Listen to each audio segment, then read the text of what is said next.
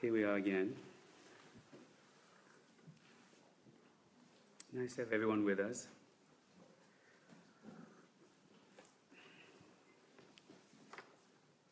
Hands up if you've been to one of these classes before. Hands up if this, okay. Hands up if you're new this week to whatever this is we're doing.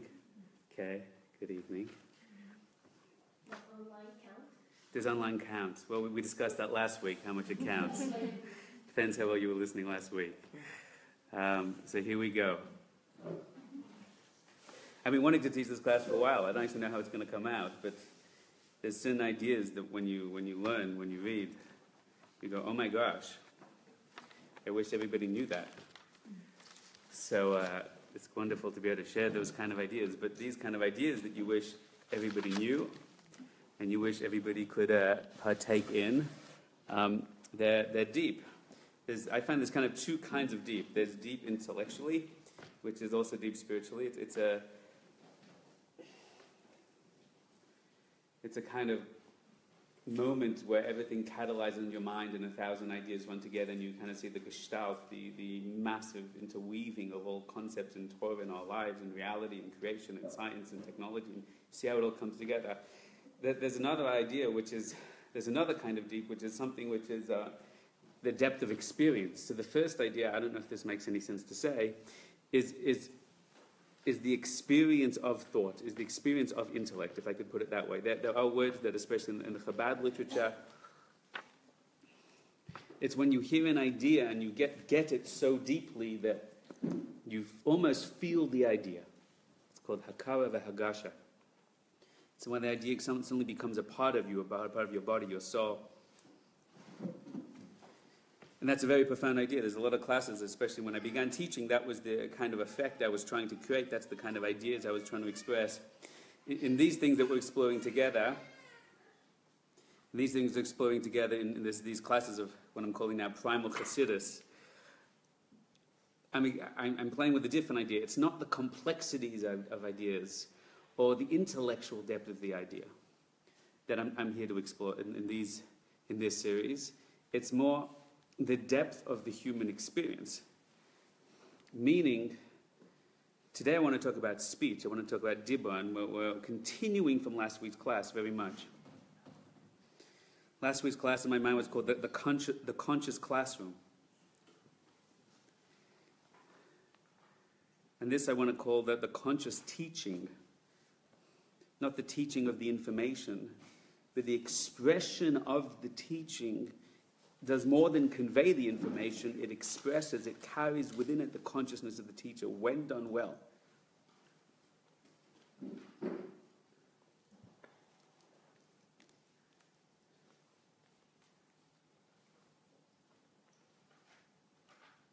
This is beginnings of Oisei Divaroi. That's what we're going to explore. It's a term that Chazal used from a medrash about the Malachim, that they do Hashem's word. As Jews, we do the Ratzon Hashem. The angels do His word. But there's another idea which is much deeper, which is when the word does.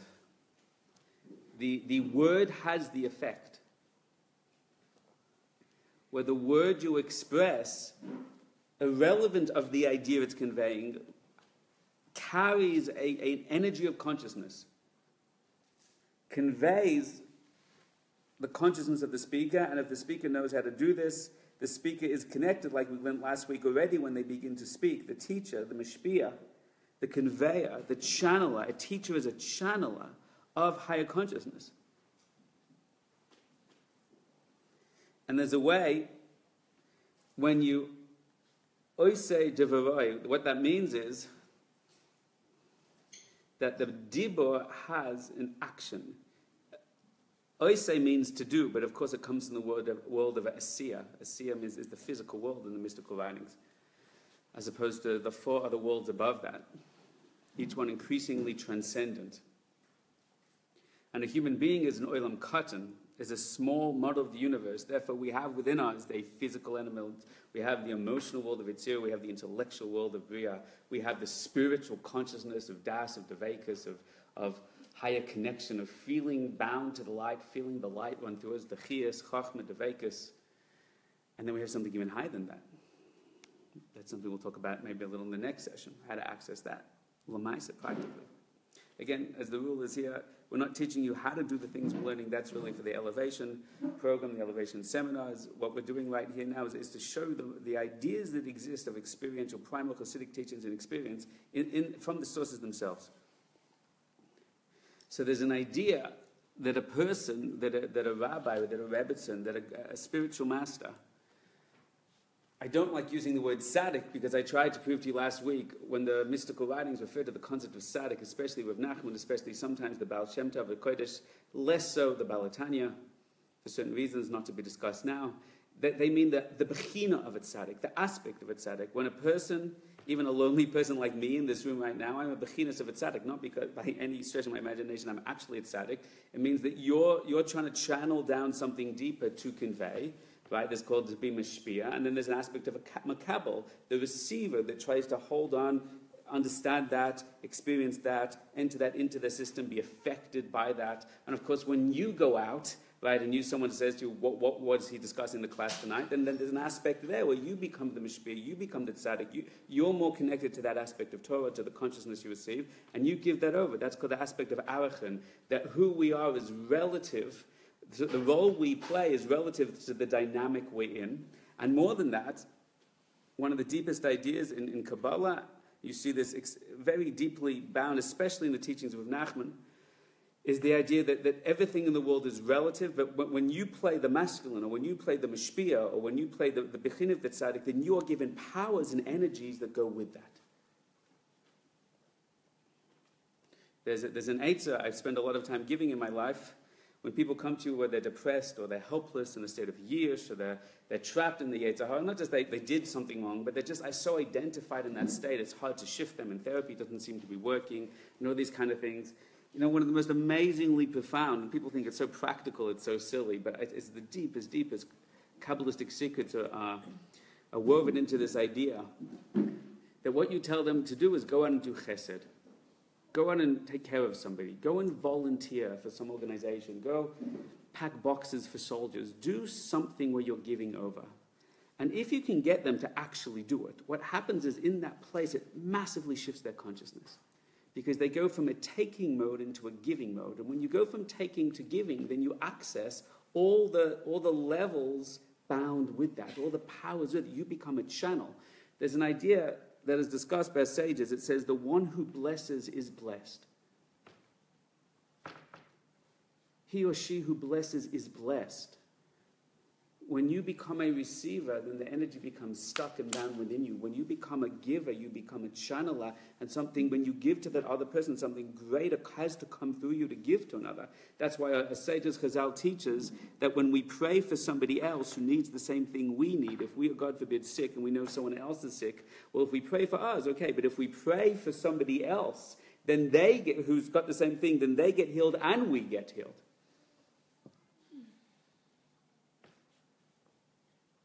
So there's a deep power in speech.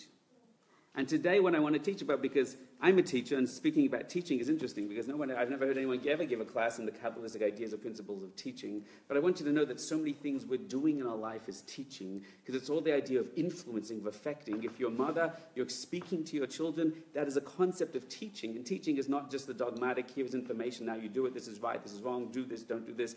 Teaching is guiding, is building, is nurturing, is elevating. And on a deeper level, it's being Makadish something. And that's what I want to talk about tonight. So if I can begin here,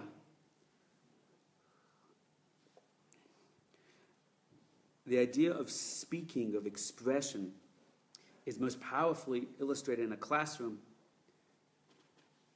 Hashem said to Moshe, and Moshe gave over to Klal Yisrael. This is a very deep idea in the mystical writings. Hashem represents the highest source consciousness in reality, speaks to Moshe. Moshe, whose yahrzeit is today, represents our das. And our das then gives over to that which we're speaking to that which we want to build, guide, develop, elevate.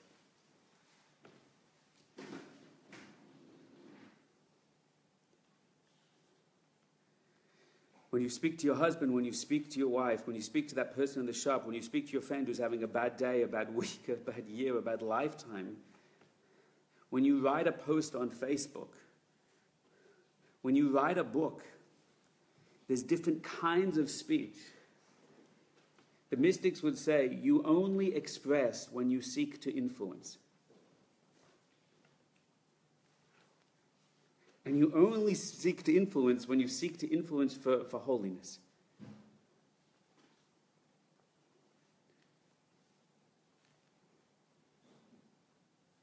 Speech influences. Speech, as we'll see sources tonight, when you speak, it physically affects your body. The information goes into your body. You speak to the heart, it says many times in Tehillim. Because speech affects the heart, speech affects the body. The mystics discuss speaking to parts of the body that is sick or are blocked, speaking itself with an right energetic way, heals and affects and releases negativity in the body and transforms it. I've noticed even on social media, I've noticed there's a pattern that certain people do at certain times. That someone posts something, and then they want to say something, they're upset, and they say it in an aggressive way, but then they don't want to look like too aggressive, so they put a little smiley face at the end. Have you ever seen that happen before? I don't know if this is just me. You know when that's happening. And sometimes it's explicit in the words, but other times it's almost like the words themselves kind of reveal the state that the person was in. There are svarim, there are books. When you read the holy work, you feel the energy and the consciousness of the person that wrote it. This is why they're called svarim hakadoshim, holy works. It's not because they're holy, because very religious men wrote them. That's not what we mean. Because they embody a consciousness within them. There's even, would be afraid to say this out loud, I'm sure I'll get in trouble for saying this, but this is a part of reality we have to acknowledge. There's books written by non-Jews, that one in particular I'm aware of, that when people read it, it affects their consciousness in a real time. For some people that's obvious, for some people that idea is somehow confronting. It's worth a conversation one day, but not for today. Chachma b'goyim ta'amin, Chachma is bechina of devekus. And mevin yavin. So, my friends, when you go to speak to someone, you seek to affect someone, and you should know that your words are carrying the energy of your heart. Even if you think you're saying the nice thing, no, honey, I'm not angry. I'm just expressing to you. But they know. And the more you become a master, bechina v'tzadik, the more you become a true teacher, a true guide, you take responsibility for the state of your mind as you speak. Because, as the Swarm want to teach us 1,000 times over, what is in your consciousness and the state and the shefa and the light that you are bringing through has more of effect than the words that you say. And that's what I want to show you tonight. Now, for educators, I think this is incredibly profound. When you know these little secrets and you begin to play around with them so you can do some of the magical things that they say, you begin to look around, sometimes at other teachers, at other speakers, and you begin to say, you can see where their consciousness is, their consciousness, you can see where the room is, you can feel how your inner reality is responding to what they're saying, and you know. So, let's begin together. Last week we discussed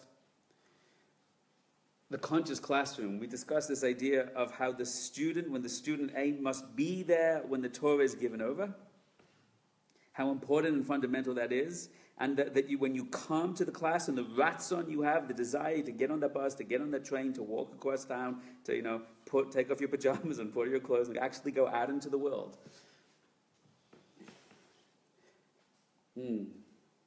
then that creates a will, that creates a ratzon. And when you think, did you do it today?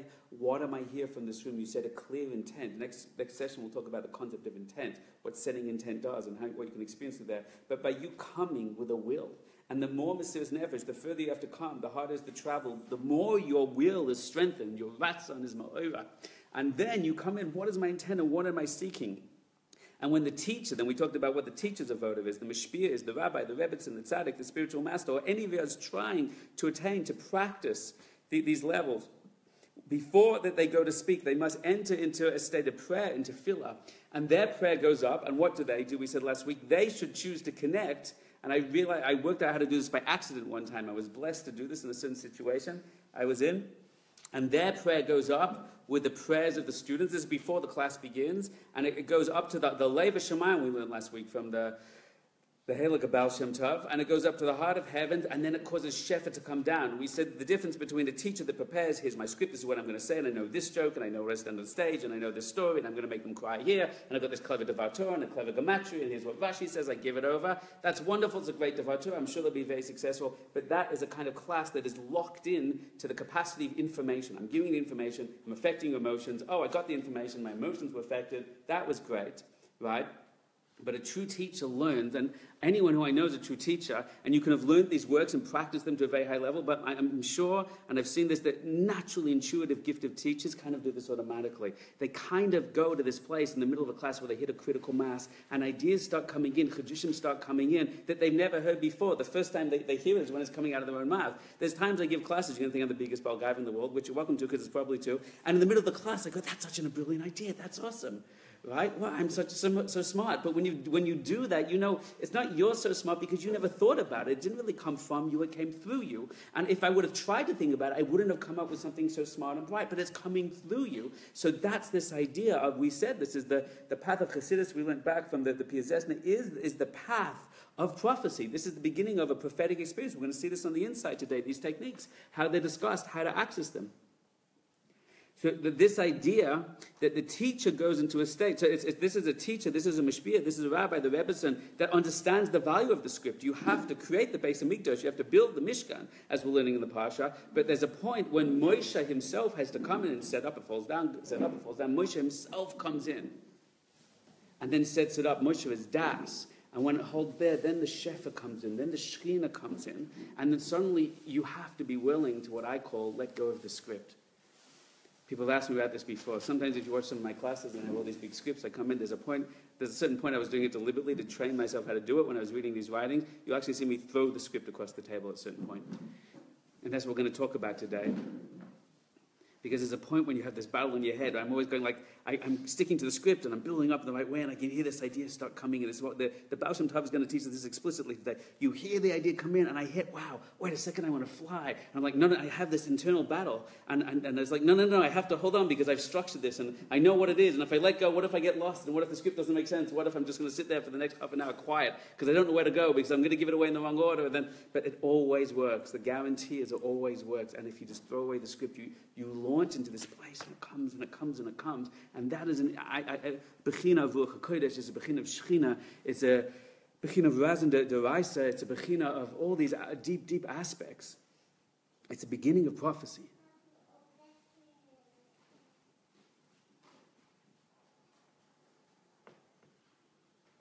So if you're willing to engage in that, so what we learned last week is something extraordinary, is when the student is coming to the class and the teacher is preparing for the class and the teacher goes into that place of prayer before the class and the student, which I hope you did today, goes into that place of prayer or just the will to come there, then in Shemayim, their wills intermingle. And what we learned last week, and this is incredible chiddush that the Rav Nachman of Breslau brings down, is that by you coming to the class with Mesiras Nefesh, you transform and change what will be given over. You have a part of that Torah. Because your will to come, your desire to connect, and the teacher who's brave enough to open up to that, who's willing to prepare a class but then release and go with the flow, and willing to receive that information, that creates a powerful collision in heaven which come together. And then the teacher and the will of that will get a delivery during the class of what they need.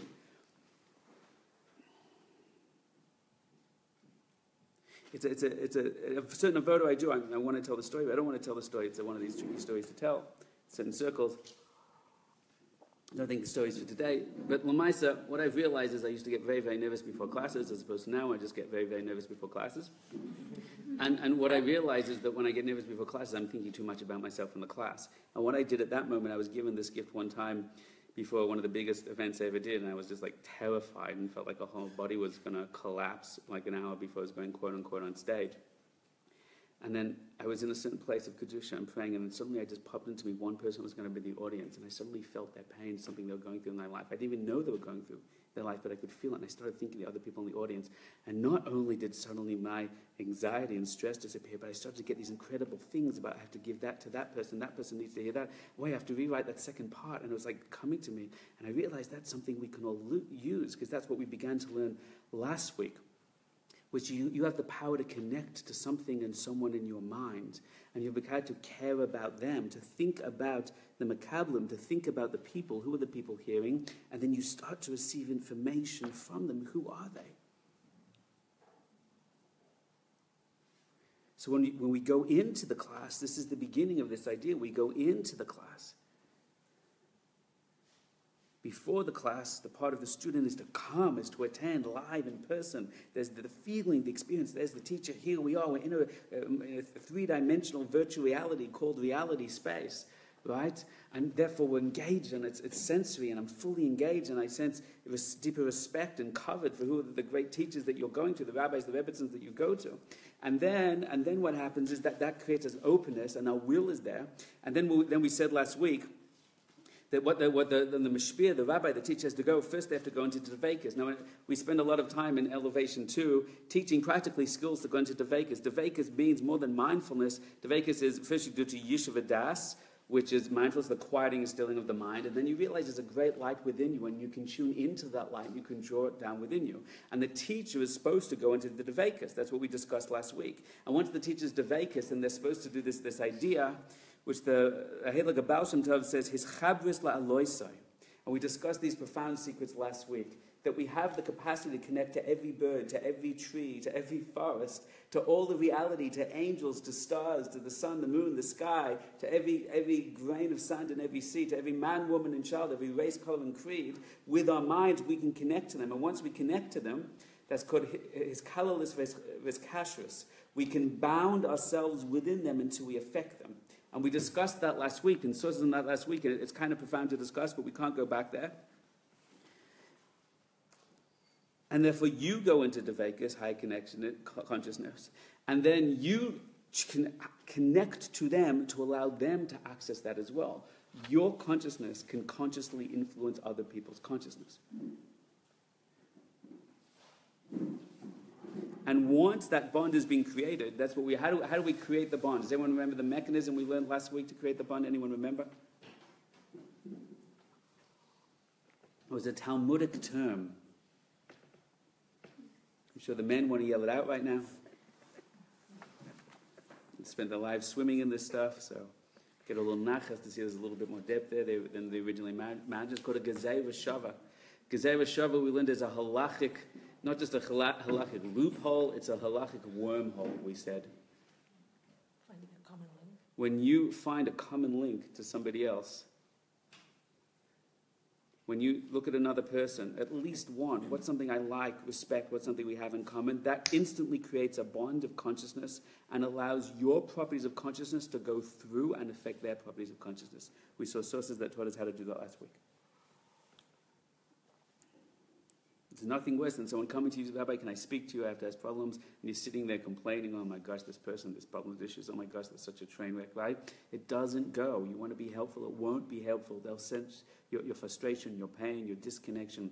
You have to begin to influence with your mind before the session even begins by feeling compassion, sensitivity, caring, if it's appropriate, love, right? The love in a healthy, normal love, that you care, that this person's good, to see their struggles, and that opens up a channel for you to receive information, to receive insight, and convey consciousness, to receive insight, Bechinas Ruach HaKodesh, and convey consciousness. With your presence, with your listening, they already feel better.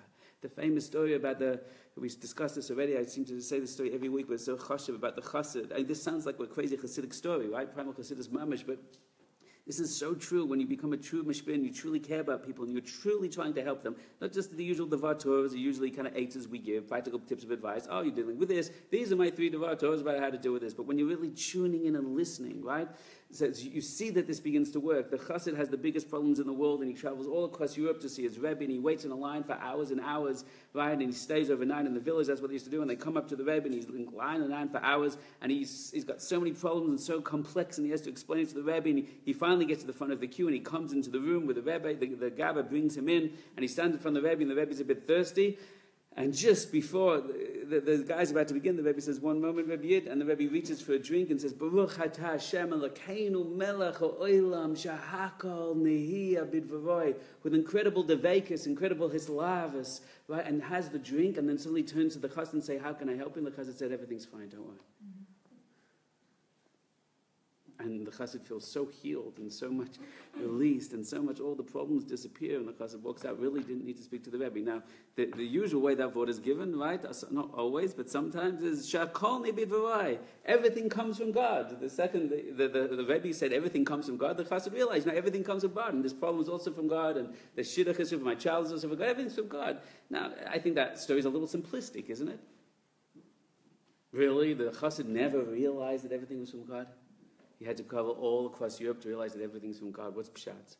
Pshat is not the words, it's the consciousness behind it. Now this sounds like also a Chassidish Maaseh, but this is exactly the thing, what secret we're unlocking, the how to. I'm going to teach you the practical, but we're going to talk out the practical. When the Rebbe goes into a state of incredible devekas, an incredible experience of consciousness, of being connected to the infinity and the good, and channels that down to the words. The words are what's called the makara. The words channel that energy. That when the student hears those words, it's not the words he's hearing. The words are guiding in the energy of experience that Sha'akol B'Dvorei. And at that moment, the chassid is transformed and carried into the state of the person that spoke the words.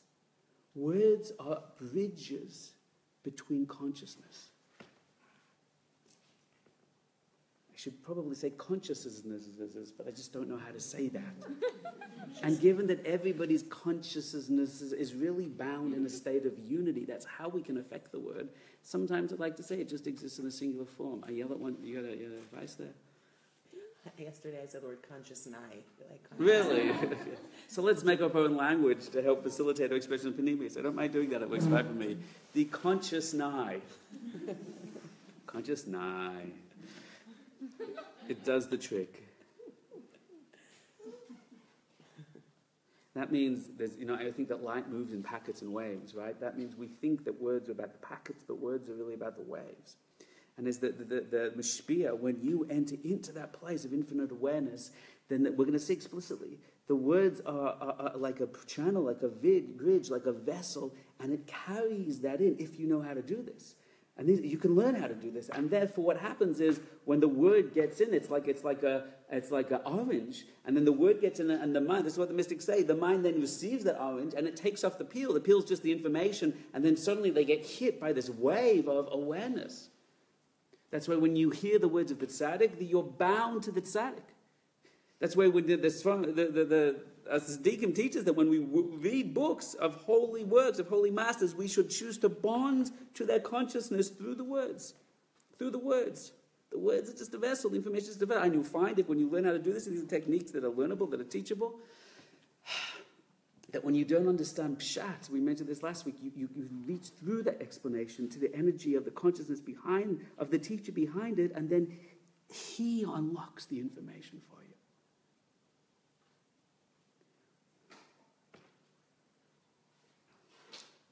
This is possible. You can experience this. It takes practice. I'm just introducing you to the ideas and introducing you to the sources. That's what we're doing here. So the teacher goes into the Vekas, and the teacher then connects to the students, to the Gezerah Shava, and then brings them up into the Vekas.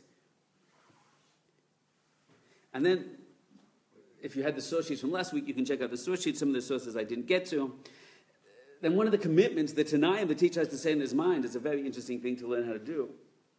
It took me a while to learn how to do this, A, because I'm a Baal Gaiva, and also because I'm not just weaknesses but strengths. You have to learn that when you're giving a class, not to care at all about how people are responding to the class. Hishtavat. Equanimity. And we're going to talk about why that is. I mean, A, because you don't want to be Balgaiva. They like it, hey, I'm doing great. They don't like it, why is everyone rejecting me? Okay, that's because it's bad midas, that's pshat, okay? But two, it is because it knocks you out of your prophetic state. That's the deep reason.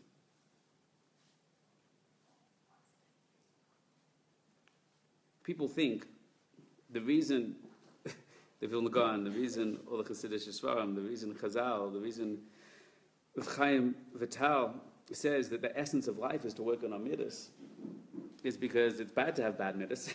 It's bad to have anger and fear and lust and ego, and it's better not to. You're more holy if you don't have bad midas, and you're more messed up if you do. That's not the real reason. The reason you're supposed to have good midas is it prepares you for prophecy. That's pshat. To be B'Tselem Elokim, to be Davek B'Midasav, Halachta B'Drachav, all these aspects, all these commandments, it's because I'm going to see a little of this if we find a way to express it. And these are techniques, over time we will teach you how to do it, but today we're mapping them out. Lad Habibi is that when your midas come up, when you're in this state, it knocks you out of the state. This was hard for me to learn how to do. I haven't completely got it down. I'm doing a lot better than I used to. A, because I'm a Balgaiva and I want people to like my class. I don't want people not to like my class. But B, is because part of what makes me a good teacher, and I'm really hopefully talking about me to help you get these insights about you, is good teachers. And when I teach teachers how to teach, one of the first questions I always ask them was, what's the secret to being a good teacher? And they always give the same kind of answers. Begin with a story, structure the class well, learn to be a good speaker, use body language, use all this kind of stuff. And yeah, it's not wrong, except that it's wrong. The secret to being a good teacher has got nothing to do with speaking. I always say the secret to being a good teacher, the first thing a teacher should do when they walk into the class is to shut up, right? And what I mean by that is that you have to learn to listen. There are some people, when they talk, don't listen. And there's some people that know how to talk and listen simultaneously. A good friend of mine, 1,000 lifetimes ago, told me, when you're talking, you are not listening.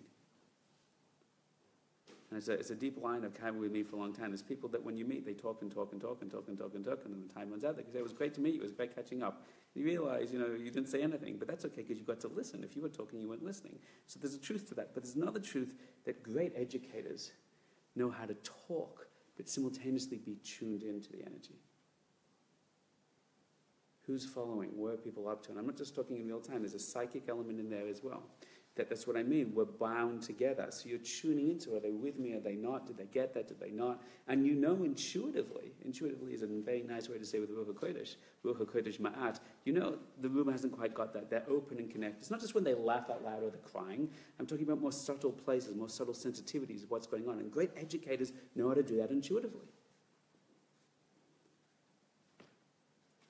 So it's very hard to not care about your audience, right? When part of the gift of teaching is to know how to tune into your audience. Do you hear that? So then that's what he's talking about, a difference between midas and das. This is a little more complex than I want to get into right now. But he's talking about the ego. Do they like it? Oh, they don't like it? Do they like me? Oh, they don't like me? Is the class going well? Am I going to get a job, a bigger offer, another opportunity? No, they're not good. I'm going to never make panas. Everyone's going to reject me, right? That's all the ego sensitivity. That cannot be there. But the deeper you go in, then you begin to tune into an awareness of the information. It's hard to explain that chiluk. I know what that feels like. I'm doing it now, but it's hard to explain it. Hands up if you have some kind of intuitive sense of what I mean by that. Fine, okay. So that's what I have to be relying on right now.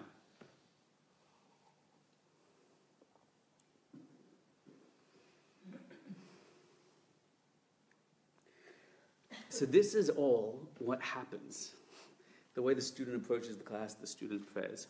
The way the teacher prays before the class is very, very important. And the prayer before the class is to tune into the audience who are there, to tune to above, and to allow that to raise up, to allow those to be intermingled, that brings down a new shefa, which brings the teacher, if he's willing to let go of the script, deep insight, and allows everyone to travel up together. It's Chavos La'aloi said that the teacher has to consciously choose and consciously to connect to the students. The students, by by being in the room and being connected and being bound, they're already in that bond, but they want to tune in. If the person is holy and if the person is a real Eved Hashem and you sense that there's quality there, not ego or other desires in the room, then you choose to bind, especially with a tzaddik or a spiritual master that you see, one of the Gedolei Yisrael or Rosh Hashiva or something, you choose consciously, some Rebbetzin, to connect your consciousness to their consciousness, to receive the depth of what they're expressing so you can take off the peel and also access the source, the soul. And then that bound is there, that the information comes in, and the teacher's consciousness that they are raising throughout the class, they are raising up the souls of the people. And then that's how it works. Now I want to talk specifically about the words. But what does the teacher, what does the mishpia, what does the therapist, the psychologist, what does the parent talking to their children? What is the process of the speech?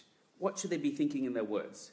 So this is what I want to show you now. Now, the photocopier broke, so you'll have to trust me. I'm not making this stuff up. I'm reading out of the inside. I'll tell you what the source is. Who would like me to say the names of the Makoros so you can look them up yourself? People interested in that kind of stuff, okay? There's enough.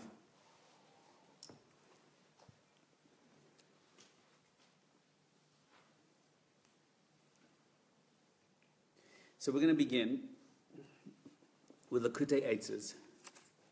Rav Nachman has tremendous things to say. And this is a lot of Chassidus Svarim.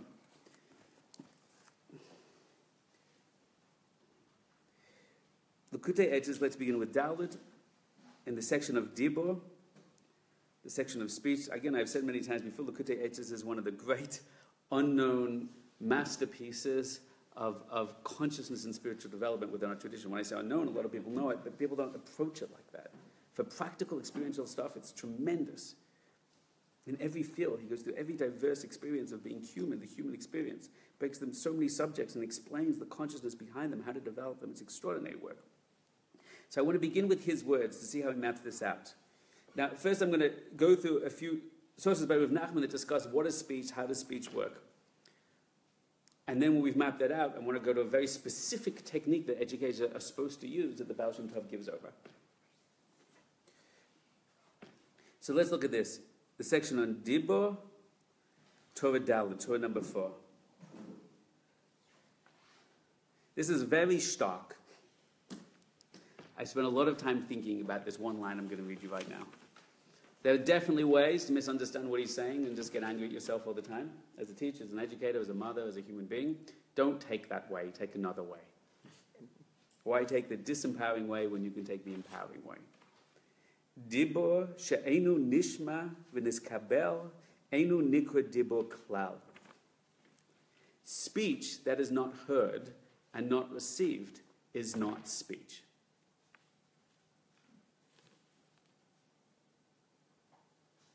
Nothing amuses me and frustrates me more than hearing the teacher say, I gave her a fantastic class, but the students are so dumb, they just didn't get it. Most teachers I know, I work with, would never use the word dumb, but they say it's lack of concentration, or, they weren't paying attention, they weren't serious enough, or these kind of things.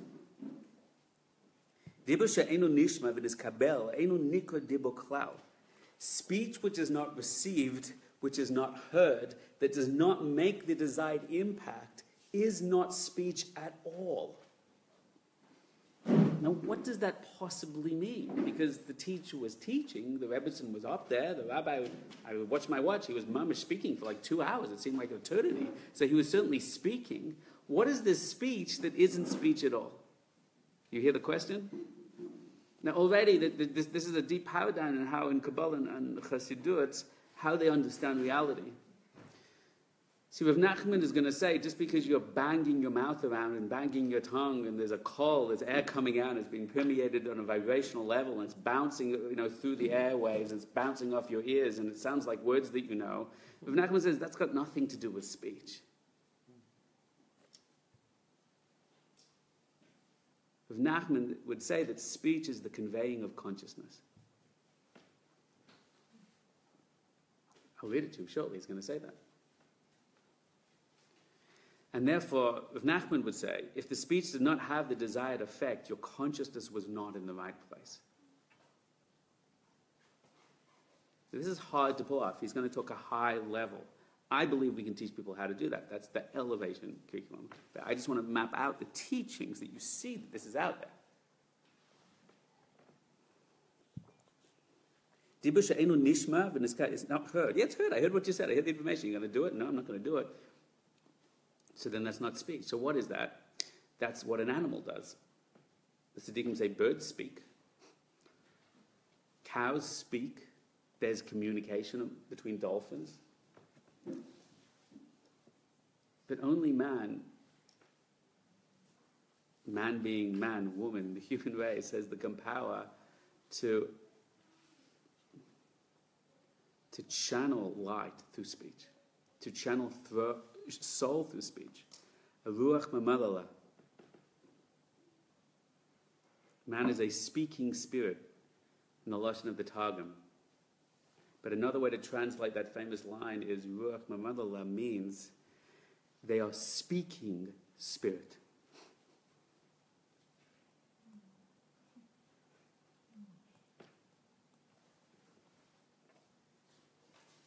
Animals can express ideas, relatively speaking, but only the human race can speak spirit.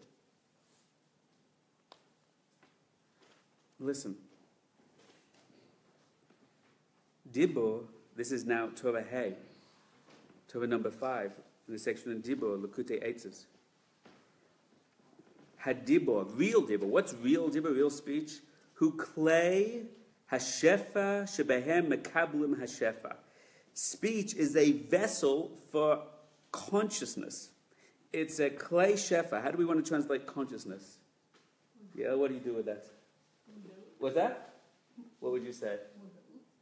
No, now you translate it to another Hebrew. It doesn't help us. Shefa means a divine energy which is coming down. I don't know how to say it, but it means this. This is what it means, okay? Non-verbal communication. I'm a good teacher, you see? A bad teacher. Like a good teacher, I'd find the better words for it. What's that? Abundance. See, these are all these kind of New Age words that we use. Abundance and influx and... abundance and blessing. You know what it feels like? It's when you feel you're in the flow, and the flow is coming through of insight, of wisdom, of light, of love, of energy. You feel a mamish coming down. It's mamish coming through your body. The more you know how to draw it in and draw it down and channel it, gets stronger and stronger, and people can feel and experience it. So what we're saying is Hadibu hu klei hashefa shebehem mekablim hashefa, that in the words and the speech you receive the light and energy. Not just the people. We're going to see what Nachman's going to say, that you can't receive light and energy until you speak for yourself. If you're trying to pray, this is what he's going to say, stealing the words from his mouth. I want to show it to you in the inside, but I'm just excited right now, that when you go to pray, if you can't feel Deveka, speak the words out loud, because it'll draw, when you have vessels, it draws light to fill those vessels. It's not just, I want to say, honey, I love you, but sometimes by saying the words, honey, I love you, actually feel and draw down the love. Not just his oros amidas, not just awakening the heart, but awakening the awareness and the consciousness behind that. Hadibahu klei, it's a vessel, it's a vessel. Hashefa shebehem mekablim hashefa, ulefi hadibu kein hashefa. According to the speech is the shefa. If you have a holy speech, if you have words, vessels, which are about something of depth, of meaning, of resonance, of profound secrets, that actually draws down into you and through you profound spiritual energies. This is why some people go around saying Tehillim all the time. This is why when people learn Kabbalah or Chassidut or sometimes the Gemara, they feel when they're speaking out of words, the Chiyuv, see what the Tanya says there, you have to put things into speech, you have to speak out all the words that you're learning, because that actually creates a consciousness that's coming through you as you're learning.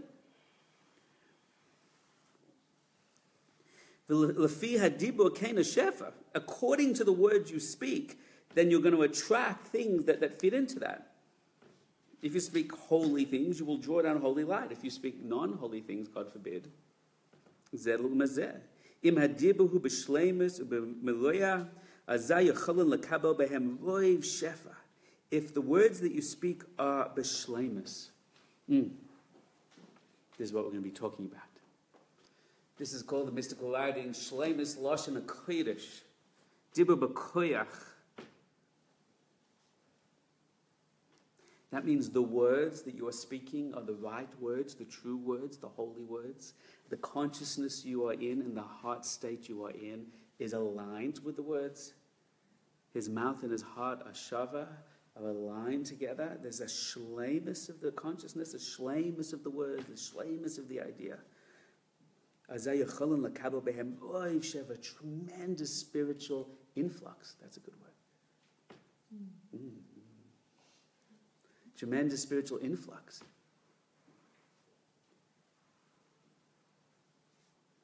That's what he says. This is why we have to pray with words. Again, if you see you have to pray with words because you have an obligation to say all these 1,000 words every day and you have to mumble them through, so I'm doing the mitzvah, I'm saying with words. If you're holding by that, okay, enjoy that life, see how it goes for you. But if you're entering into the experience of prayer, then I'm expecting Dvekas, I'm expecting Kedusha, I'm expecting Shefa, I'm expecting expanded consciousness, I'm expecting his Pashtus Agashmias to feel my body is weakening and I'm moving into a higher state. Then you will find, and you will experience this when you begin to sensitize yourself to it, that when you begin to express in the words, even in the Shemona Esrei, which is the silent prayer, we are still supposed to move our mouths enough that we can hear the words. So there's a little vibrational frequency, and that vibrational frequency is sufficient that consciousness can express through it into the world. It's a kli. It's a kli that the physical goof of the kli is the information. A sages teaches that words without intent are like a body without a soul.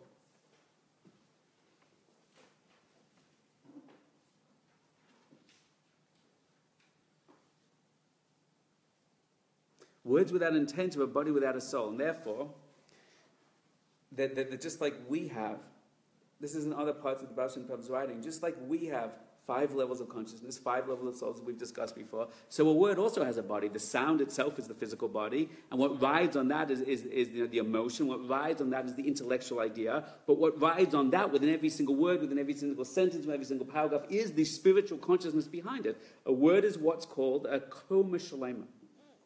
Do you ever think about that? Even as I'm speaking right now, you're listening to me about this, but also tune into the words that I'm saying. The word itself has a vibrational sound. That's what's hitting your ears. Within that idea, there's an emotion, there's a feeling of that word. It's in the word itself. There's nothing else conveying the emotion. If you close your eyes, you will hear the emotion of the word right now. And within the emotion, there's the idea. You're actually getting the information. That's the bechina of bina. That's the bechina of neshama of the word. But beyond that, you also have a soul. A person has a soul, and a word has a soul. And that soul is riding through that, assuming that the person is giving soul to words, giving consciousness to words.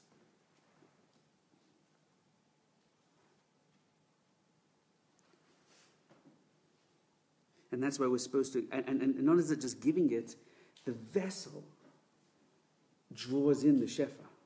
Not just the shefa needs a vessel, but the vessel draws the shefa. I don't know if I can go into that right now. A question. So does this mechanism work if you are not feeling it? Can you say the words and make... We'll give you an eitzah. We'll give you an eitzah at the end of what to do when you're not feeling it. A beautiful eitzah. Rav Nachman gives a beautiful eitzah. Rav Nachman's very wonderful that way. He says, here's what to go for, and here's what everybody else should do at the rest of the time. That's why it's called the Sefer Rishayim, because he deals with the rest of us. Listen to this, another Torah. Hadibur de Kedusha. So you understand that the speech that channels the energy is true speech. That's actual speech. Speech is a kli, a vessel for channeling consciousness. When it channels consciousness, that's what speech is. If you're not channeling consciousness, you're a body without a soul. What are you actually doing? Now you realize that the warning, the awareness we have to be made aware of, that the majority of our speech, 99.9999% of our time, has no soul. It has no depth. And therefore, through speech itself, we are severing our soul from our body. That's why the mystics say one of the greatest ways to become a spiritual master on a high-level experience is just focus on your speech. Just focus on the words. Focus on not speaking the wrong kind of words, on the right kind of the words with the right kind of consciousness. And if you just practice that day in, day out, that itself would have an effect that would transform the rest of your consciousness and the rest of your life.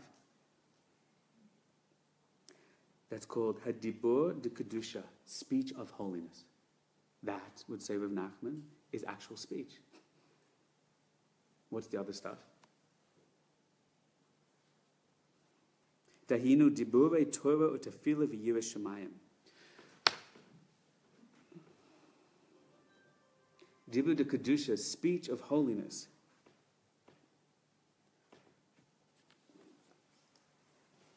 I have this image coming into my head of a person that's, God forbid, in a marriage. You know what happens? Sometimes it happens in Kleisfeld. Sometimes it happens to front people. They're in a marriage and the lights are on, there's nobody home. I have in my family, Shem Yerachim, a couple that I know in my family. They had a son. The son was totally smashed to pieces by this. Not religious people, totally smashed to pieces by this. The mother and the father decided they hated each other so much. They were literally living in the same house for something like 15 years and they didn't speak to each other for 15 years. When I say a house, I mean a tiny 2-bedroom flat. They even had a deal that he would leave the money in an envelope and she would run in the fridge how much she needed and then she would go buy stuff and come back. And I've heard for like something like 15 years they didn't speak. I think that's a nice way to put it. They didn't speak. There's no dibur there. That's how we speak. Majority of our lives, the silly stuff we're saying, the devarim b'telim, the lashon hara, the silliness about life. It's a marriage where the lights are on, there's nobody home. Yeah, I'm speaking all the time. You ever had my wife and I said, my wife said to me years ago, we don't speak anymore. It was at the end of a 2-hour conversation. I was like, I don't understand what you mean we don't speak. We just 2-hour conversation. She said about the bills, about where the kids should go to school, about this kid's got problems, but we don't speak. What do you mean, honey? We've been speaking for hours and hours. What's your problem? There's no consciousness, there's no depth, there's no love, there's no inner connection to the speech. Now, we put it that way, you see the difference?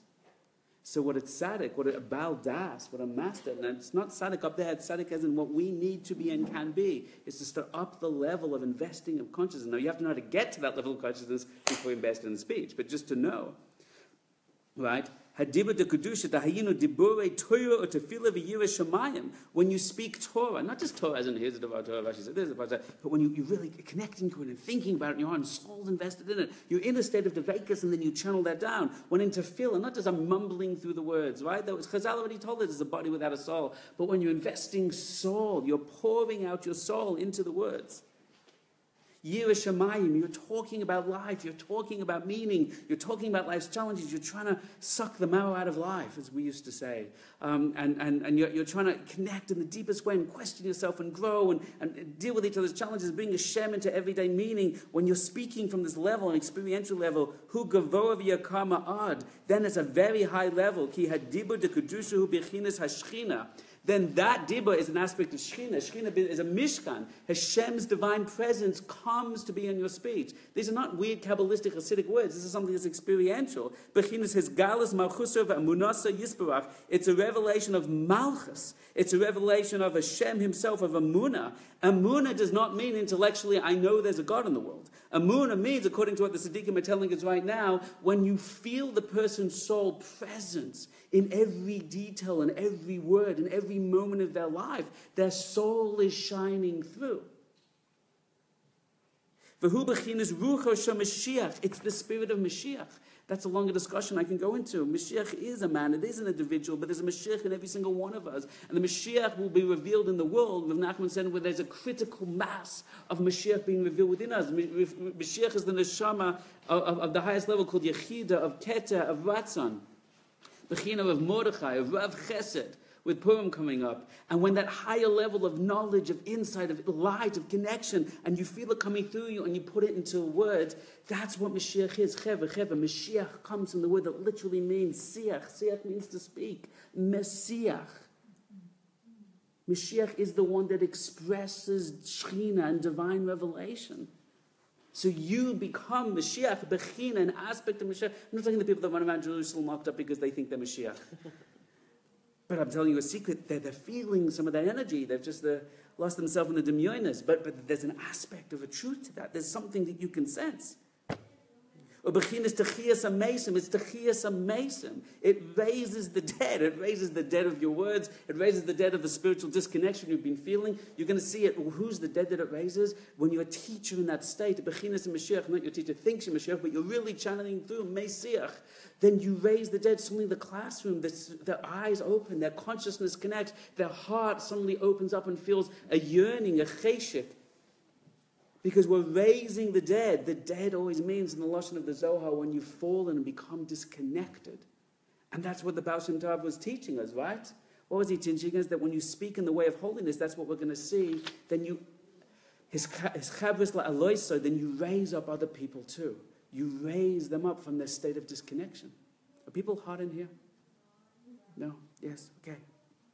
Bechinas yichud kudsha b'richu shchinte. So the next session I'm going to do something very profound. This is profound enough for today. You connect kudsha b'richu, the transcendent feeling of devekus, or shchinte, and the words, the physical, tangible word. Oisei devaroi, that's the idea of the ethereal voice, the soul, the light within you gets expressed into physicality through the channel, through the bridge of speech. So, just to show you the bechinas, the aspects that he's talking to a person, a teacher, an educator, who manages to access a higher level of consciousness toward the vekas called chokhmah, called light. And you can get this. In elevation, we get thousands of people doing this. This is achievable for you. It's a mitzvah from the Torah, say many tzaddikim. And when you get that light, then you learn to channel that into the words. And the words have a transformative power more than just the information to awaken the hearts and the minds and the souls of others. And this is an aspect of the Shekhinah of a Makabah, the Shekhinah, God's divine revelation, resting on you in the words. It's an aspect of true Amunah, of Hashem's Malchus. It's an aspect of the Mishkan and the Beis HaMikdash. It's an aspect of the Ruach HaShamashiach. It's an aspect of Ruach HaKodesh. What's Ruach HaKodesh? That's what we said. You start to get all those insights, those connections as you're teaching. And the student there starts, their minds are going, wait, that connects to this in my life. Wow, it's like that Rabbi totally knows all about me. Rabbi, guys, did you know all about me? No. And the bigger the teachers, the bigger the tzaddik, the more people feel that when the tzaddik is speaking, they're like seeing through their soul. Even though they're in a room of 1,000 people, and everyone will go to that tzaddik, it's like he knew me because it's opening up Ruach HaKodesh with us. We're jumping into their consciousness through the bridge of the words, and that's called Techiyas Amesim. We are reconnected, we raised up a level. That's called Yichud. They create a unity between heaven and earth through the power of speech. Questions? Yes. I have two. So first, you mentioned that when we read a book, we can also connect to that. When the writer of the book writes in a state of higher consciousness and channels that down into the words, then the book itself takes on a power of Kedusha. So even if it's not like real speech, the person. Well, a word is another form of real speech. To write the words is a vessel. The letters themselves, the shape of the letters, hold space for consciousness. But you said last class that it's not the same to be there and to read. So good. That's another bechina. We have to discuss that. Wonderful. Question number 2. Yes. Yeah, when you're teaching or when you're doing anything, it's really... Just to clarify the last question.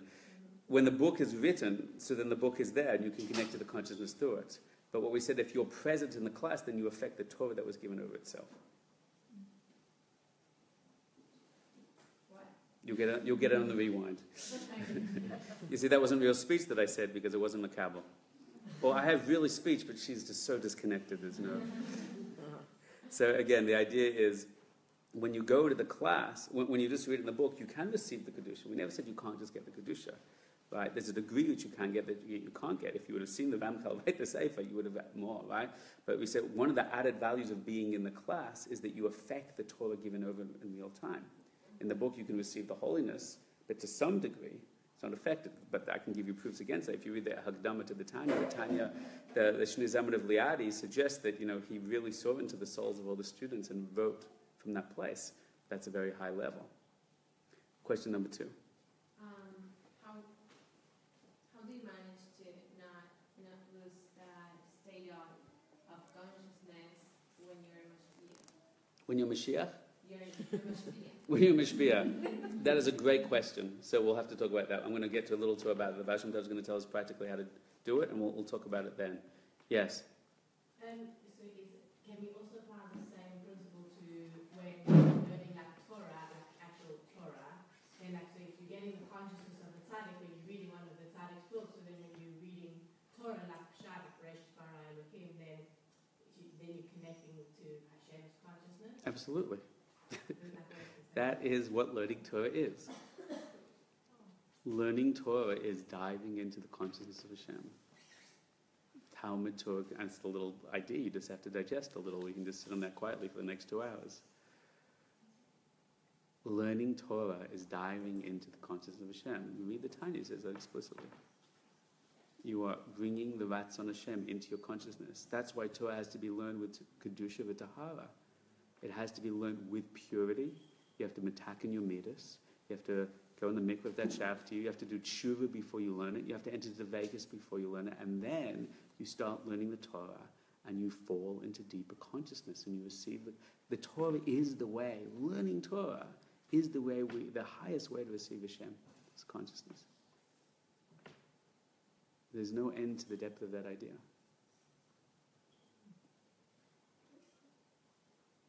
There's no more questions. We're just going to sit quietly and fall into that.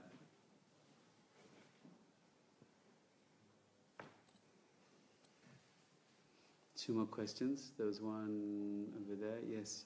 I'm not really sure how to phrase this, but I feel like the topic of speech isn't just about, I guess, it's not just about the person talking, it's also about the person receiving the speech. So how do you define that? I feel like both people have to be equally a part of it. That's absolutely right. So everything that goes into a speaker, the receiver has to be doing the same. The receiver has to clear up their midas, be yeshuv das, be yashuv themselves, into a sev devekas, be open to receive. We have to prepare ourselves with tshuva. You should do tshuva before you come to any class. You're learning Torah. Always do tshuva before you learn Torah. Clear your mind, calm your mind. Pray that you're able to be a good receiver. Takes two to tango, as Chazal say, right? but what we're focusing on right now is when you're an educator, and I think you're a good educator. No, I think you're a good educator. I think I'm actually just shooting that. When a person wants to be a real educator, then you have to begin to take responsibility, full responsibility for the classroom. And I believe when you take full responsibility for the classroom, you have to say, even if they come in the lowest, least interested level, how are you going to engage them? And that's about my work. I can complain that you weren't spiritual enough to get my deep ideas, okay? But then I'm throwing my work back onto you. Now, there's no greater place as an educator to work on this than to teach birthright trips. Who not only don't believe in God or Torah mitzvahs, actually don't even want to be there. And are only in there because they got baited and switched with a large cash bribe to travel around the world, right? And it's a very powerful example of what you have to do with your consciousness and your will and your heart to engage, right? But that's why it's really beautiful and profound to teach that, and that's why it gets exhausting to do that, right? And that's very, very profound to teach a room like this. When I went from teaching birthright chips for many years, amongst other things, to teaching the elevation seminar, again, if you misunderstand what I'm saying, you're going to take this in the wrong way, but there's such a deep secret to this. When you walk into elevation seminar and there's 500 people in the room, and they all got out of bed at 7 o'clock Sunday morning to be on a line in the street at 8:45, to be walking, sitting in their chairs, and they paid a couple $100, right? They are like... Rav Nachman says a very deep line. We'll talk about money one day. Rav Nachman says your money is bound to your emunah. You will give to what you have faith, to the degree you have faith in something.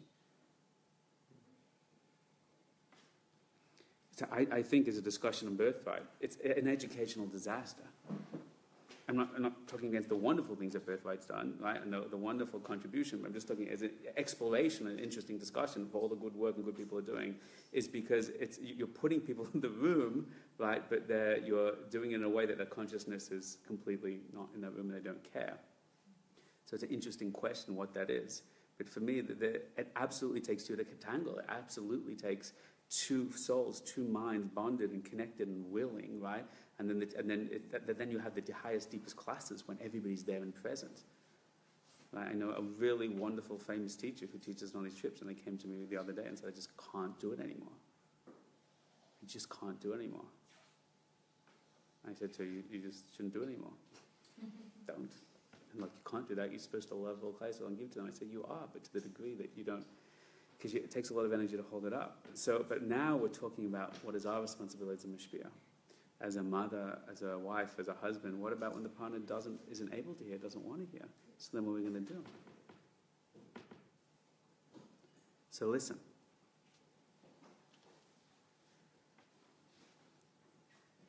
Ika ma she'ein miskablim b'tefilas hu mechamas she'ein lahadavarim chen.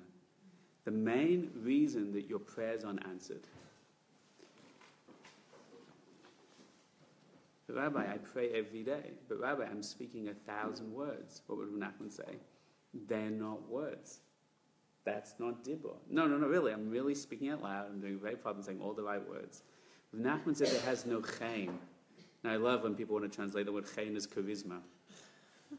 Even no one likes your classes because you have no charisma, right? So that you could teach it that way. But to say that Hashem doesn't answer your prayers because you're not charismatic enough, it's not really going to sell. Hashem's like bored checking his Facebook. Yeah, when you're done, I want the next prayer a little bit more interesting. Charlie Harari, he's a great prayer, right? Because he's so charismatic, right? So there's a heart there, there's the depth there, and that's what we want to look at.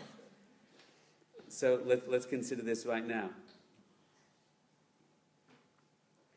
Chaim, Chachmas Nifta is called. Chaim is the bechinas of 8 and 50. 7 is the physical world. 7 times 7 is the ultimate expansion of the midas of the physical world. And the 2 letters of transcendence are 8 and 50. Not 7 and 49, but 8 and 50. Chaim is Dibur b'koyach, Dibur b'kedusha, is bechinas ruach HaKodesh. Is shleimus lashon HaKodesh.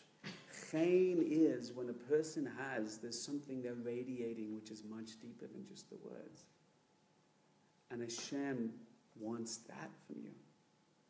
When you speak from that place of holiness, of energy, of influx, of expanded consciousness, of light, and you ride the words, not only do you ride the words out, but as the Svarim say, the Zohar says, the Balatanya says, the words are given wings of love and fear, and they fly up. And the mitzvahs that we do with Chaim fly up. The Chaim and Chassidus, which is in Galus, in exile, the first Torah of Lakutei Moharan, one of the greatest Torahs ever in Chassidus, we must bring that up through the Vekas, through his kashvus, through connection, through light. You understand, Dibur is a word that means lots of things. Dibur means all our actions. It's an aspect of all physical actions. Dibur, not for tonight, is a word for intimacy, of physical expression between man and woman. It all needs to have soul. And what it creates, what the fruit is, will depend on whether you injected soul, neshama, into the actions, into the connection, into the words. Whether it has impact in the person you are speaking to, in the world, or with Hashem, depends on how much soul you inject and invest in that.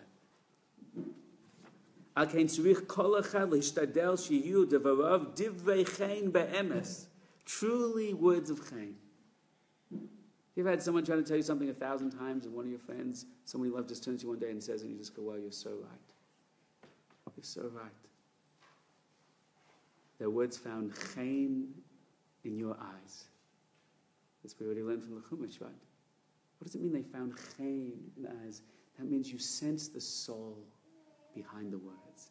Even, and that's what the Baal Shem Tov was beginning to talk to us last week, even if they were telling you you're wrong and you're messed up and you're blowing it and everybody hates you, right? And you needed that slap across the face for the last 30 years, and every one time someone gave it to you, you were like, ow! But that one time, in that one place, in that one moment, and you sense the soul and the compassion, and you sense something richer than the words, and suddenly it just goes in, you're like, ah. That's what it's like for Hashem to receive our prayers. He wants to feel the soul, Rachman alibaba. He wants to feel the soul behind it. He says, only through learning Torah do you get the chaim to be put in the words of prayer, to have your prayer received.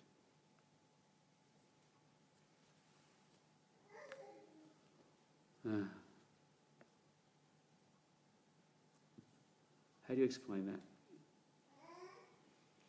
Only through the words of Torah, through learning the Torah, do we receive the chaim, do we receive the lights, when we're connecting to the tzaddikim, when we're connecting to the Tanayim and the Amarayim and the Rishonim, the Achronim, and the Tzaddikei Emes, the Hasidic masters, the Mekubalim, when we're connecting to their light, we receive such light into us then we turn our Torah into tefillah, and we take that light and we inject that consciousness into the words, and the words come up to Hashem. The Torah, as Rav Nachman says, and the Hasidic texts say, the Torah empowers the prayers, and the prayers empower the Torah, and the Torah empowers the prayers, and the prayers empower the Torah. We receive the consciousness, we invest that consciousness with the words, the consciousness goes up. And how does a teacher get ready for the class? They pray, and then the shefa comes down of the Torah, and that hits our souls, and that turns into prayer. And all the life of a holy Yid, the life of a holy Jew is just a constant cycle of getting higher and higher, a spiral that going to the heavens above, of Torah built on tefillah, and tefillah built on Torah, and Torah built on tefillah. You have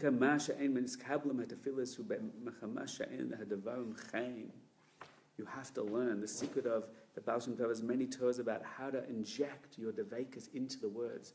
Maybe we'll talk about this in elevation. We get to this very, very late in the levels, when you can actually take a Hebrew word and you can put consciousness into it, and you light it up in your mind, and you receive energy from it. You turn it on.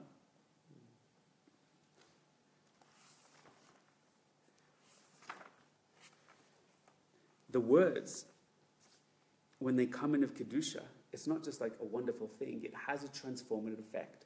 It has a transformative effect within your body. It physically heals you.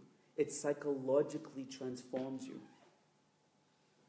And it's words that heal and transform other people as well. Listen to this.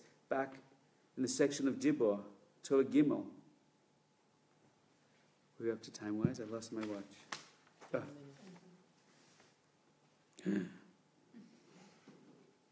We start a little late. You have to remind something. Adidei Shleimus Lashon HaKodesh. That's called Shleimus Lashon HaKodesh. You want to have a really beautiful word I had from Moshe Shapiro Zatzal. I can't believe it's become Zatzal now. Lashon HaKodesh. What's the difference between Lashon HaKodesh and all the other languages of the world?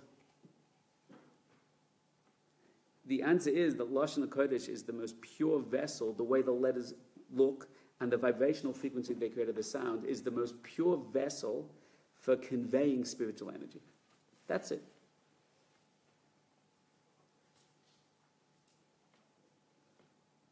Today it's broken. Today it doesn't.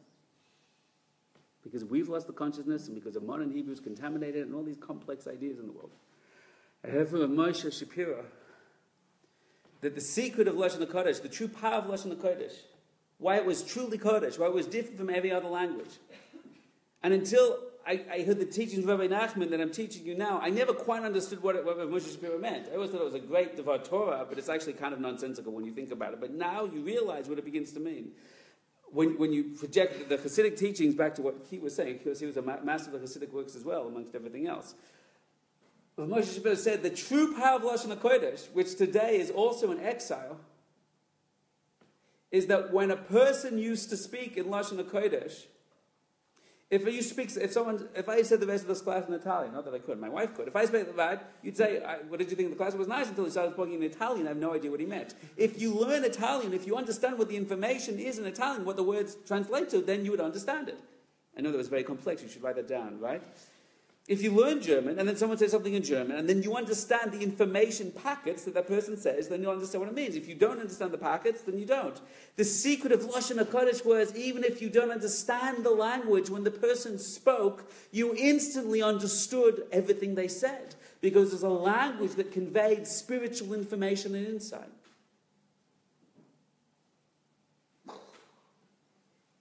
That's Shleimus Lashon HaKodesh. Shleimus Lashon HaKodesh, when a person spoke in Lashon HaKodesh, there was such an alignment of the soul and the makeup of the soul and the vibrational frequency of these words and the structure of the letters that there was such a resonance, but the words itself would put the listener directly into that state, directly into like a thought road. You would get a compact download of that person's experience to the other. That's what language is supposed to be. And when language got broken in the Tower of Babel, Babel means Bavel Esakol, everything got contaminated, confused, then language fell into an information by packets only, rather than waves, rather than raw experience.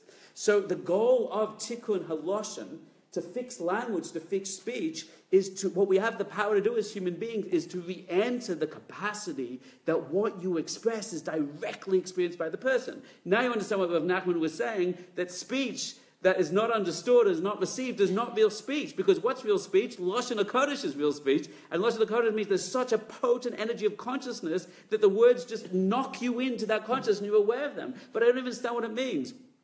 When I was teaching at Aish 1,000 years ago, there was a bacher that came, a really, really wonderful yid. I love this yid so much. Daniel, can't remember the second name, but it'll come back to me one day. And I took him one time to hang out by Chassidus by the tzaddik of Primal Zilberberg, Shlita. And he's an unbelievable tzaddik, and he gives his third meal in the dark, and there's hundreds of people singing. I've started taking my holy children with me, and they love it too, as Baruch Hashem.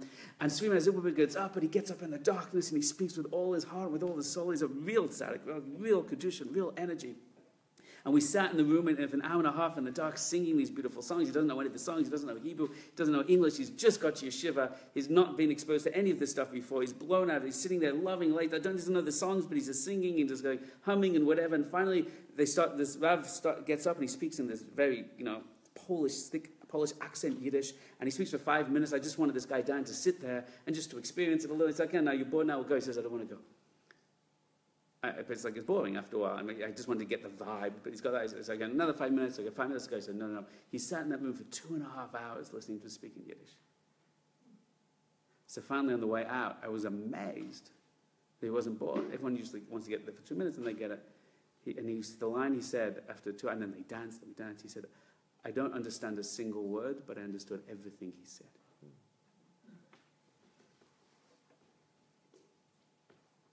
Shleimus Lashon HaKodesh.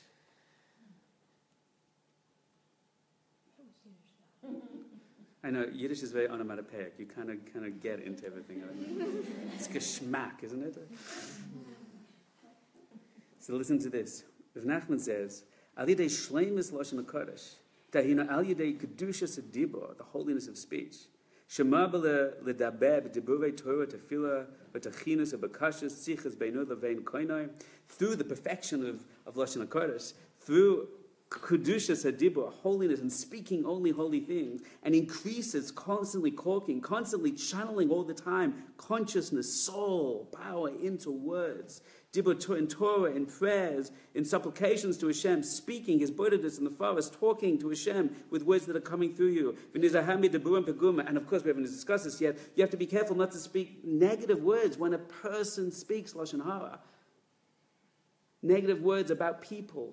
Not the Torah, not because it's a purpose, just because I like to slander, I just like to complain, I like to whinge, I like to express my anger and hurt and pain when I attack people. God forbid I hurt people. Or even Ushakarim, when I speak lies and I say something which is, lies means that you're disconnecting your head from your heart at that moment. Because you know it's not true, therefore you're shattering the power of your words to connect to your soul. You're cutting it off. Devarim B'Talim, words about nothing, about irrelevancy. Any word that is not an expression of your soul. Again, don't get OCD about this. Just sensitize yourself a little day by day. Through doing that, when a person empowers the holy and starts knocking out, bleeding out all the disconnecting form of words, then they begin to metaken their bris. Then they begin to purify all their midas and desires just through proper speech. And through purifying your desires and your lust and your ego, your fear, desire for sexuality, channeled in the wrong place, all these things, the more you purify your fear, doubt, lust, ego, your desires, the more you begin to channel words. And then he says,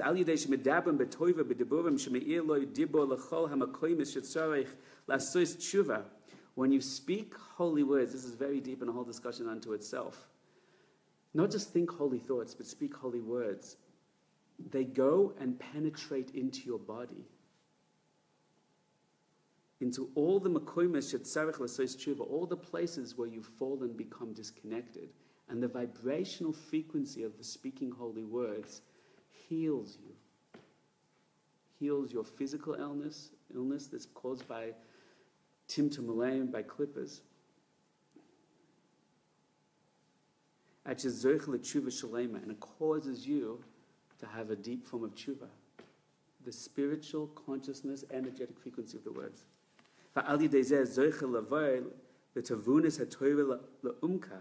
And through that, then you understand the words and the insights that are in the Torah even more. The insights come in with light and energy. They heal the body, release you of negative energies within you. You get access deeper ideas. Those deep ideas come in and heal, and it goes round and round and increases more and more. And listen to this one. Yud.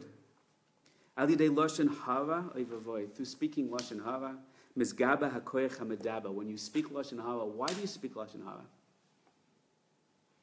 It's not like I'm not like attacking you. Why do you speak lashon hara, right? Technically, what causes us to speak lashon hara? It's coming from an animal ego place. So what's happening is the animal ego place is grabbing hold of this holy vessel of speech, disconnecting, cutting the cords to our soul, and causing the neural networks to wire that it's associated with our lust and our ego and our fear and our boredom and all those kind of things.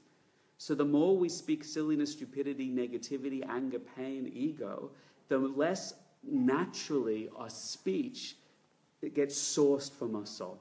We're no longer a ruach mamalala, right? A speaking spirit. We're a speaking ego, a speaking animal soul. Ki al yedei lashon hara mistalek mimeno hadas.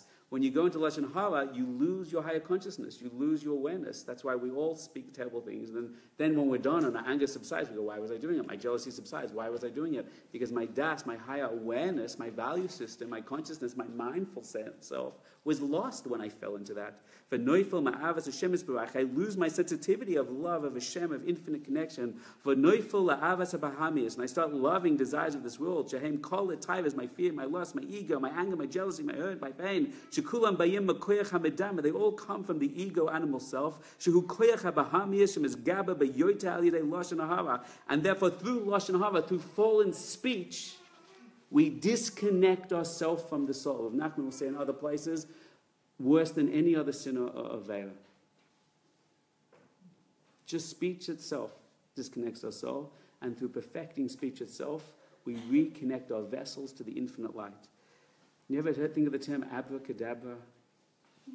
The word to I will do magic literally means, as we all know, abara, I will create like my words. That's the secret we're learning right now. How do you create like your words? This is what we're going to go into the Baal Shem Tov, is that when your words are a complete expression of your heart, mind, and soul, then what you express causes to come a reality. That's the secret we're building up to. That's Lashon HaKodesh. Oisei devarav, that means you do what Hashem's will is. You do what comes into the world of Etziyah. Physicality is a logical extension of your consciousness. V'al yedei zeh nifgam hazikaron. When a person speaks Lashon Hara, they lose their consciousness, they disconnect from their soul, and they disconnect their capacity for speech, for channeling of the holiness and expression from their higher consciousness, and bind it and wire it and hardwire it to their animal self, losing the power of speech to create spiritual impact, transformative impact. And then the speech that they have is not really speech. It's just conveying information. Va'al yedei zeh nifgam hazikaron. Zikaron in Rav Nachman of Breslov means conscious memory, consistent memory and awareness of one's higher self. Not, oh, I have a higher self. Oh, no, there is a God. It's the experiential, constant awareness. Right now, if you know how to do it, a little devekas, ishtavas, you can feel that there's a soul. You can feel that awareness. You can feel that light. But when you get into that, juicy lashon hara, anger, hurt, and pain, you lose contact, and you keep speaking from that place, God forbid. Then you lose that sensitivity altogether. Nifgam hazikaron, for noichel shicha. Then you forget. You fall to a place where I'm just a person in the world, making money, relationships, online, hanging out, doing stuff. I've lost that capacity. That's forgetfulness. Shehu misas halev. You know what Rav Nachman calls that? The death of your heart. I don't. Well, Rabbi, why are you saying the death of your heart? We just said you're speaking from lust, from ego.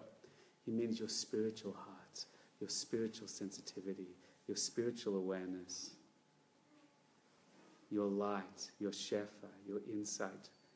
You're seeing that we're all connected, your capacity to connect for others with compassion and a mindful awareness, so much that you draw inside awareness, that you feel Hashem shefa coming from you. Your words are being channeled through the words. That's the shleimus of Lashon HaKoyach, the dibur b'koyach with power, with spiritual energy. It's dead, you're cut off, you're disconnected. Someone says to you, you can do magic with your words. You're like, what do you mean? The tzaddikim, maybe. But you can bring your heart to life, to chiyas amesim, not mises halev.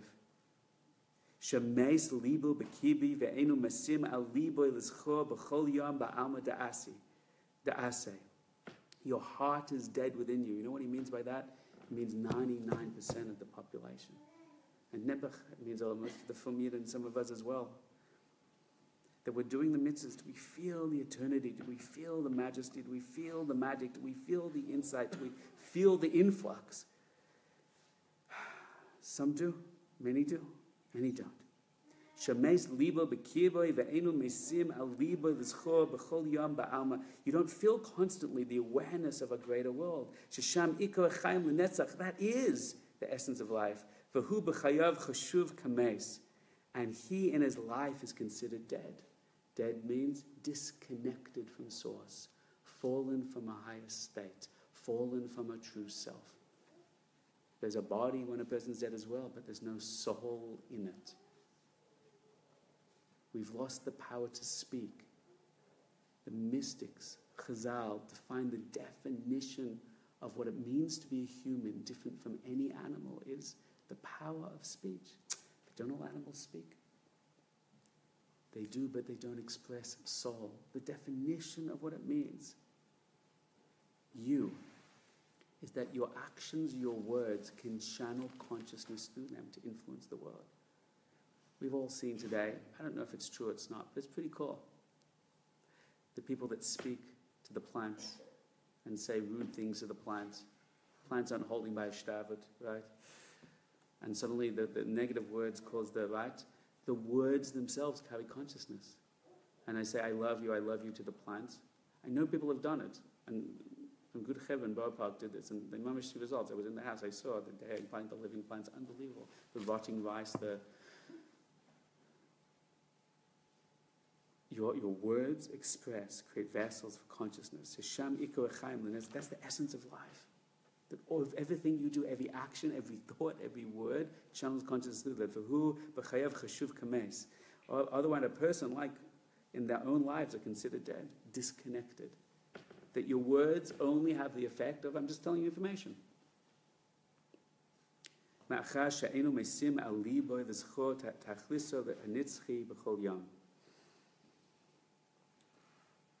Do you see the picture of Nachman is painting? Questions? Yes, all the way in the back. It's a long way away, yes.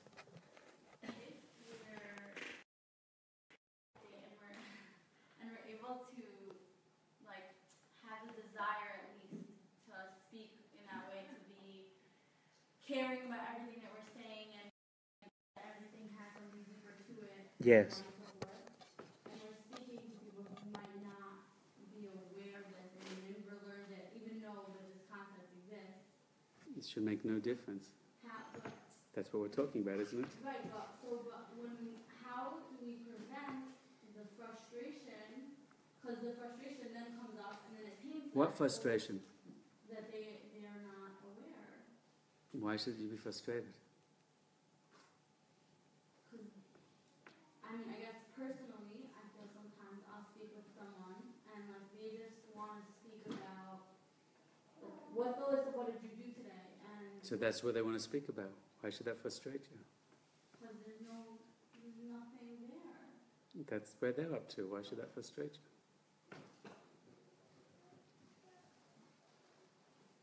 How could it not? Why should their state create pain for you?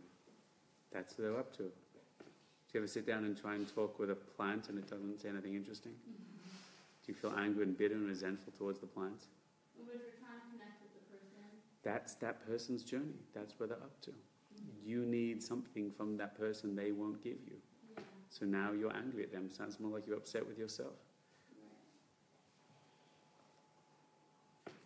And that will knock you out of Das. Right. And that will disconnect you from Shefa and Chaim and Nitzchias and Lashon HaKodesh and building Kalim and Shefa and Devekas and memory and awareness and So the key to not getting knocked out Prozac. is to feel that. Now on sale at elevation.global. The key to attacking any midah is to begin to aware that the midah does not belong in who you are. If you think it's totally reasonable to be frustrated, then you're not going to deal with the frustration. If you see it's totally unreasonable, then you can go, wow, isn't that interesting?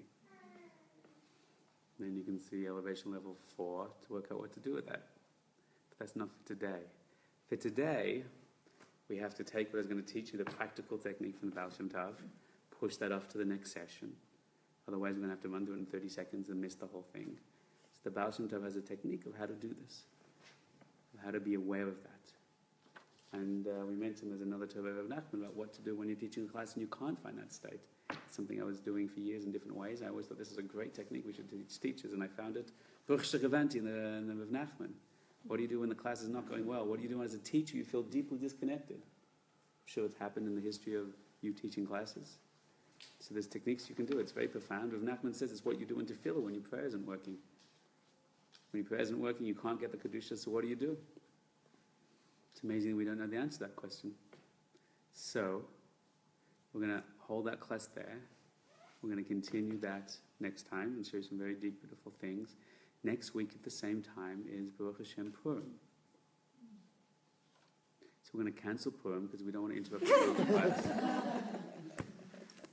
We have a very big suit happening in our house with approximately 50 people. So we'll need the space next week clear. Hands up if you're planning on coming in 2 weeks. Great. Hands up if you're planning on coming, but you're likely to forget and you probably won't be here then. Let's see those hands. Okay, there's at least 2 honest people. Everyone else, I look forward to continuing then. To be continued.